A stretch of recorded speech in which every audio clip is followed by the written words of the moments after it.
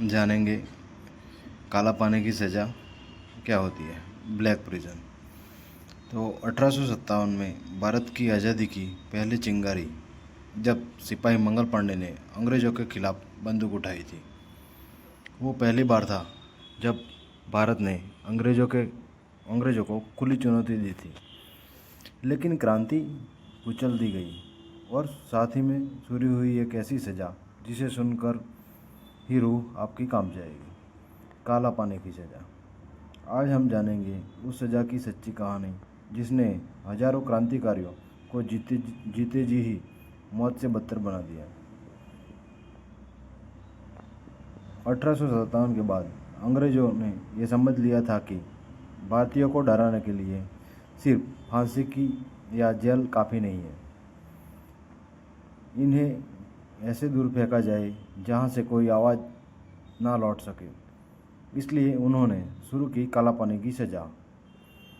शुरुआती दौर में अंडमान निकोबार के द्वीपों को जेल के रूप में उपयोग किया जाने लगा, जहां 1857 के कई स्वतंत्रता सेनानी भेजे गए। इसे सेल्युलर जेल भी कहा जाता है। अंडमान निकोबार में स्थित सेल्युलर जेल एक ऐसा कारागृह जहां ना इंसान की आवाज़ पहुंचती ना कोई उम्मीद।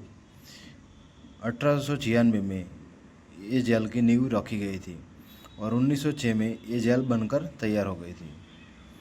7 शाखाओं में बनी यह जेल सेल्युलर इसलिए कही जाती थी क्योंकि हर कैदी को अलग एक कोठरी में बंद किया जाता था।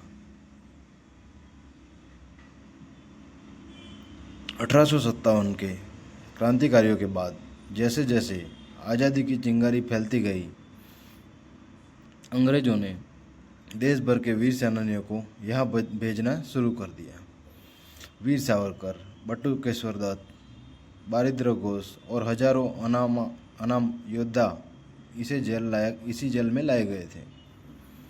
दिन भर कठोर श्रम, सजा के लिए उनको तेल पेरना, लकड़ियाँ काटना, पत्थर तोड़ना, वैसे सारे काम दिए जाते थे।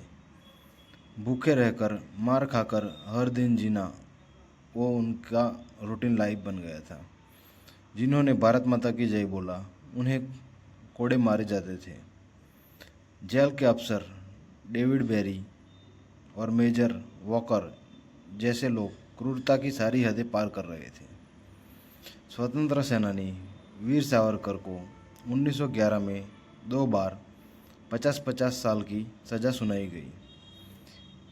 उन्हें अकेले काली कोठरी में रखा जाता था, काली रातों में बिना किसी से बात किए। फिर भी उन्होंने हार नहीं मानी।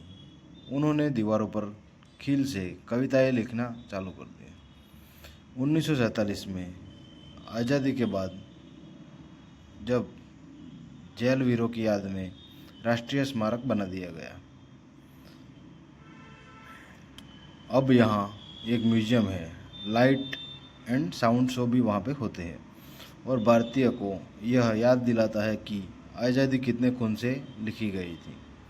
1857 से लेकर 1947 तक न जाने कितने वीरों ने अपनी जवानी, खून और आत्मा कुर्बान कर दी। हमारी आज़ादी उनकी पीड़ा से मिली है।